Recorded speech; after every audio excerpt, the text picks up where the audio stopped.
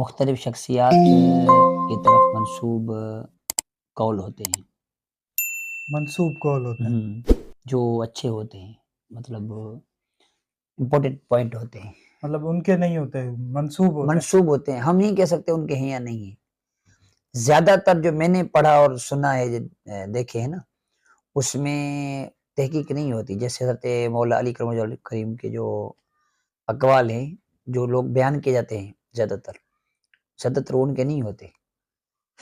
ہمارے ایک بات بہت مشہور ہے، وہ کیا ہے کہ جو چیز اچھی لگتی ہے نا تو اس کو کسی بزرگ کی طرف منسوب کر دیتے ہیں. وجہ کیا ہے؟ وجہ یہ کہ ہم جب کسی بزرگ کی طرف اس کو منسوب کریں گے تو اس کی اہمیت بڑھ جاتی ہے، پھر عقیدت میں اس کو لوگ لیتے ہیں. صحیح ہے. تو کوئی اچھی چیز ہوگی نا